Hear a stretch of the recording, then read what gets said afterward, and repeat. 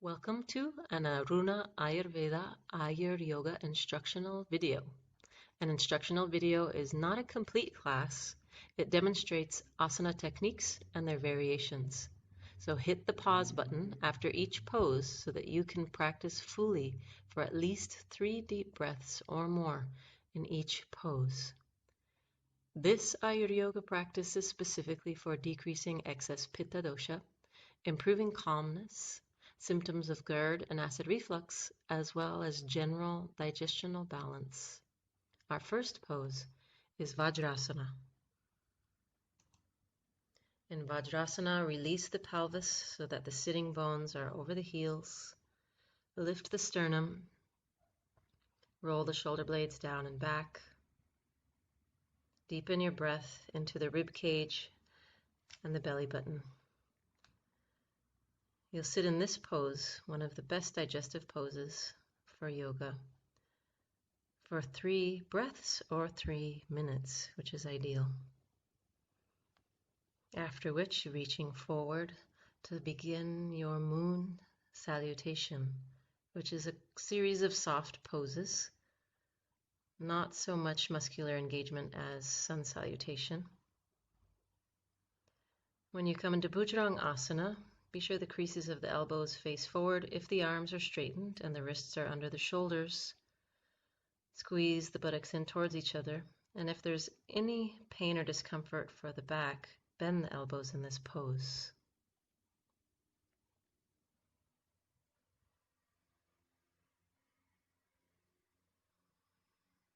Slide right leg forward, releasing the hips down towards the earth in Anjani Asana. Arms can extend straight with the shoulder blades, releasing behind the heart, or you can back up the pose if there's any pain or gripping in the muscles by bringing the hands to the thigh and lifting the hips. Another pose after Anjani Asana is a complete hip opening, which will be clearer to see on the other side, but hands are squared to the inside of the foot and the knee is released out. Then a return of the hand to the outside of the foot in order to join the feet for walking the dog. Here as long as you wish, stretching the calves and also twisting through the rib cage from right to left, extending, straightening, bending alternate legs and twisting the torso, putting alternate pressure through either palm. And to the other side, left side for Anjani Asana, lifting the chest, if possible extending the arms, releasing the hips, or backing up the pose. Never go into any muscular gripping where you feel a sharp tension in the muscles, but a muscular release is where you're headed. And here's that alternate Anjani Asana with the knee released out to the side, hands on the inside of the foot. And remember, you'll be here for 3 breaths each pose. This is just for instructional purposes, that it's going fast. And to complete, you'll return to Balasana. After moon salutation, sitting on the knees for camel pose, Ustrasana. Squeeze the buttocks in towards the tailbone. Lift the sternum towards the sky, hands at the hips, toes curled under, and you lift here from the sternum as you release the head and neck back. Try not to start this pose from the low back, but from the lift of the sternum. That's a backed up version, and if you know you have the flexibility to do the full Ustrasana, reach back towards the heels as you lift the sternum, squeezing the buttocks in towards the tailbone. Release the jaw, and when you do return to sitting upright, try to sit up evenly instead of one side at a time.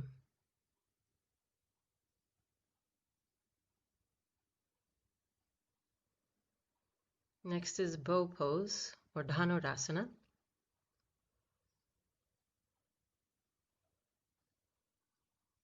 Grab the backs of the feet, squeeze the knees together, lift the chest. This might be your pose here if you're already feeling deep stretch.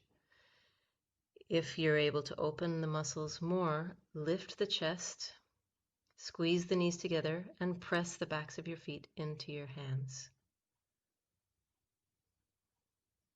After your bow pose, release the head down onto folded hands and breathe deep in between the shoulder blades.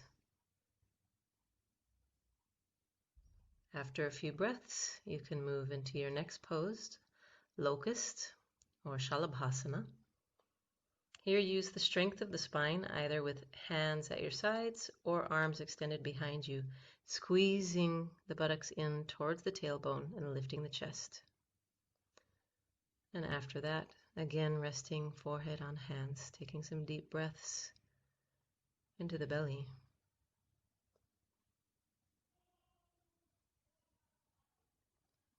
Next pose is standing forward bend. You extend from the hips out through the torso, drop the chin to the chest, and then find your place in this forward bend with knees tightening up towards the hips, engaging the quadriceps, untucking the pelvis.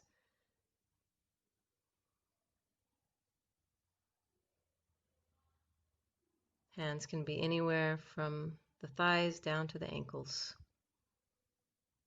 And a lift out of Ustrasana pose brings you to chair pose, Utkatasana. You can join the feet here. Tuck the pelvis, slightly pull the navel towards the spine. Parivritta Utkatasana, a twist in Utkatasana, is done with the elbow to the outside of the knee and a lifting of the chest. Also notice the shoulder blades squeeze in towards each other, the thighs squeeze in towards each other. Keep the jaw relaxed.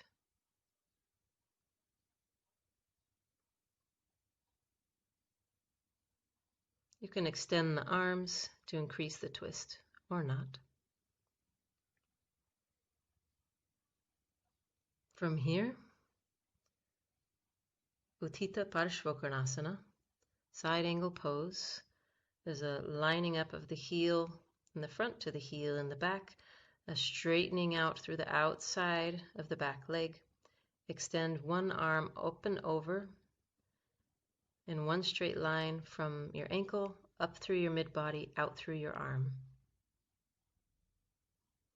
As you go into the twisted Parivritta position of Parshvottanasana, it's nice to have a wall behind you to leverage the twist.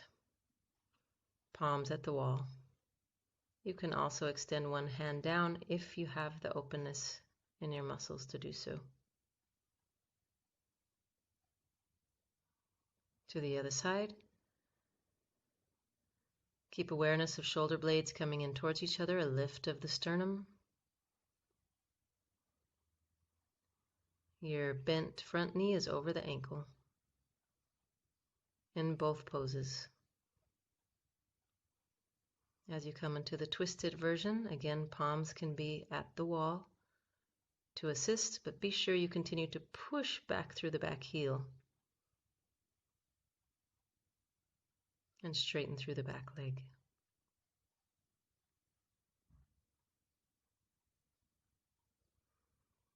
From here, back to the floor for cat-cow, Bidhalasana.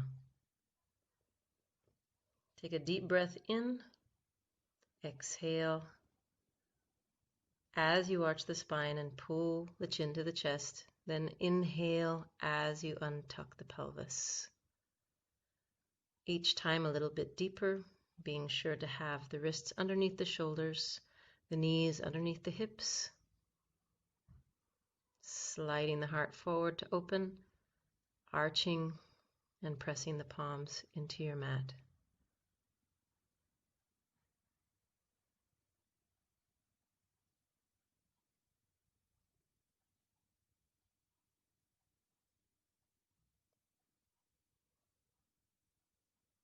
And now to bridge, Setu Bandhasana. Heels are hip width apart. Palms can be down at your side. Squeeze the shoulder blades underneath your body. As an alternate, you can interlace the hands underneath your hips. Push into your heels to lift the pelvis and the sternum, and release the neck and chin. Soften through the neck and chin. That allows more lift in the sternum. And remember, this pose is also easily done with palms flat down if you're not able to interlace the fingers. Keep the knees together as you can. From here, you'll release into Shavasana, your final resting pose with full, slow, long, deep breaths into the belly. Release of the shoulder blades, release of the neck, release of the jaw. And you're welcome to use our meditation video while laying in Shavasana. Thank you for joining, and practice every day. Namaste.